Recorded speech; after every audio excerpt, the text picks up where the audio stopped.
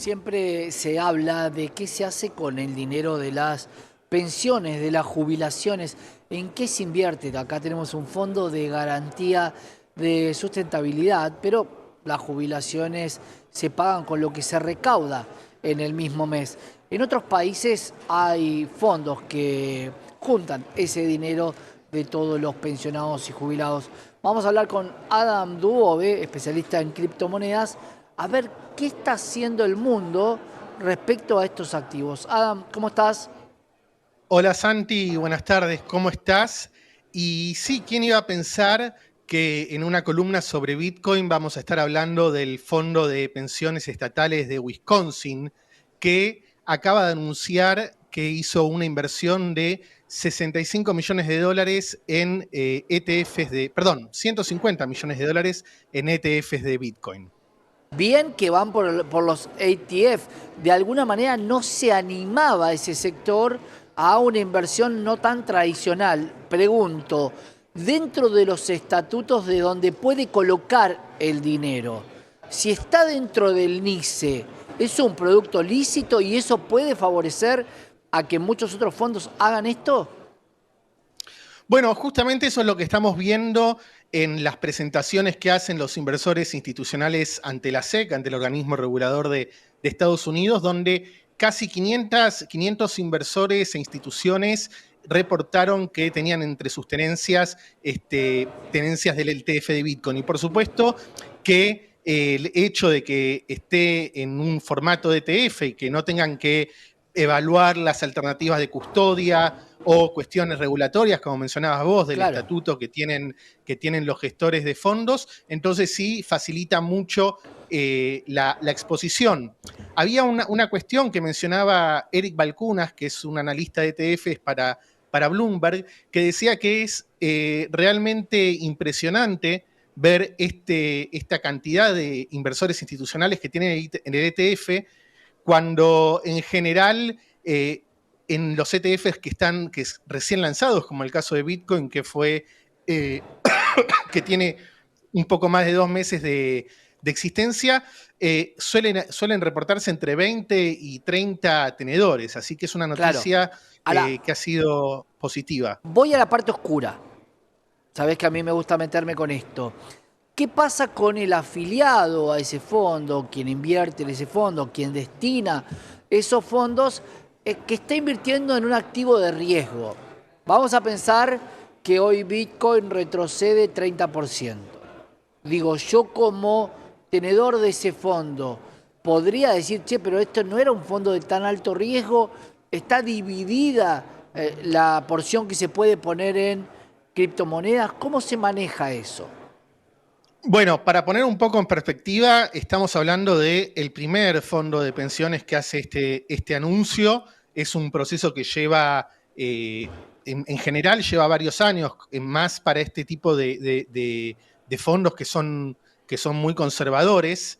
Entonces, también hay que poner en perspectiva el tamaño de la inversión. Estamos hablando de un fondo que maneja 156 mil millones de dólares y que es una inversión de 150 millones de dólares. Claro. Ahora, los fondos se encuentran en Bitcoin, por un lado, un activo que por momentos se descorrelaciona de los principales índices y del resto del mercado tradicional, digamos, entonces eso les atrae por un lado, y por el otro también es una especie de seguro frente a algún evento monetario o a algún evento macroeconómico, más que nada vinculado con el tamaño de la deuda en Estados Claro. Unidos y el proceso inflacionario que están navegando. Me lo autorrespondo, pero vamos a tratar de charlarlo juntos. Todos querrían que en algún momento el ANSES hubiera comprado Bitcoin y hoy tuvieras un fondo de garantía que multiplicara por lo que subió Bitcoin. Recordemos que tanto el Banco Nación como la Comisión Nacional de Valores en su momento los trató de un activo hipervolátil, de muy alto riesgo, que no era para todos. A partir de algún tipo de conversión en el mercado, ¿podrá el Fondo de Garantía de Sustentabilidad invertir en un activo de estos si viniera el ETF como CDR, por ejemplo? Bueno, habría que ver las regulaciones del FGS.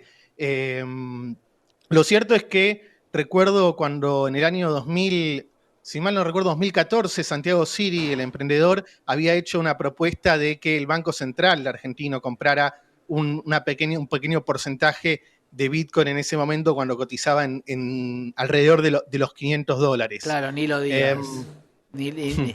No hay chance de hacer esa cuenta, ¿no? Nayib Bukele, ¿lo hizo para el Estado de El Salvador?